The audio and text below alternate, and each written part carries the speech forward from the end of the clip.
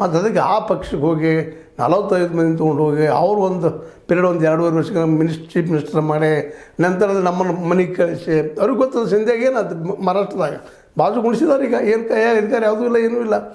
ಮುಖ್ಯಮಂತ್ರಿ ಮಾಡಿದ್ರು ಎಲ್ಲ ಹೇಳಿದಂಗೆ ಕೇಳಿದ್ರು ಹೊಡೆದ್ರು. ಇವತ್ತು ಏನಾಗಿದೆ ಅವ್ರಿಗೆ ಗೊತ್ತದ ಅವೆಲ್ಲ ಅನುಭವ ಸಾಕಷ್ಟು ಇದ್ದಾಗ ಅವ್ರು ಯಾಕೆ ಹೋಗ್ತಾರೆ. ಇಲ್ಲಿ ರಾಜ ಅದಾರ ಅವರು ಮತ್ತು ಡೈರೆಕ್ಟ್ ಕಿಚನ್ ಕ್ಯಾಬಿನೆಟ್ ಸೀದಾ ಸೋನಿಯಾ ಗಾಂಧಿ ಅವ್ರ ಅಡುಗೆ ಮನೆಗೆ ಹೋಗ್ಬೋದು.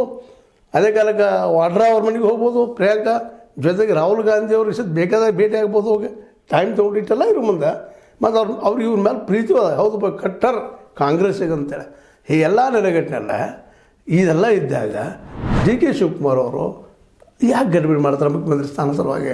ಏನು ಅಂಥದ್ದು ಮುಖ್ಯಮಂತ್ರಿ ಸ್ಥಾನದಲ್ಲಿ ಅವ್ರಿಗೆ ಗೊತ್ತು, ಸಮೀಪದ ಬಾಜುನೂ ಇರ್ತಾರೆ ಮುಖ್ಯಮಂತ್ರಿ ಸಿದ್ದರಾಮಯ್ಯನವರು. ಇವರು ಏನೋ ಕೆಲಸ ಹೇಳಿದ್ರು ಮಾಡೋದಿಲ್ಲ ಅಂತ ಮಾತೂ ಇಲ್ಲ.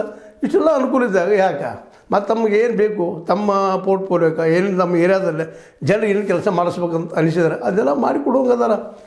ಎಲ್ಲ ಅವ್ರು ಹೇಳಿದಂಗೆ ನಡೀತಾ ಇದೆ. ಮೆಜಾರಿಟಿ ಯಾರು ಇವ್ರು ವಿರೋಧ ಮಾಡೋದಿಲ್ಲ. ಮತ್ತು ಇನ್ನು ನಾಳೆ ಮುಖ್ಯಮಂತ್ರಿ ಸ್ಥಾನದಾಗ ಸ್ವಲ್ಪ ಕಾಂಪಿಟೇಷನ್ ಇರೋದಪ್ಪ, ಅದು ಗೊತ್ತದ ಅವ್ರಿಗೆ ಯಾರ್ಯಾರು ನೀರು ಎಷ್ಟು ಅದ ಎಷ್ಟು ಅವರಲ್ಲಿದೆ ಅಂತೇಳಿ. ಅದಕ್ಕೆ ಅವ್ರೀಗ ಬೆಳಗಾವಿಯಿಂದ ಬರುತ್ತಿರುವಂಥ ಸತೀಶ್ ಜಾರಕಿಹೊಳಿ ಅವರು ಹೆಂಗೆ ಕಂಟ್ರೋಲ್ ಮಾಡೋದು?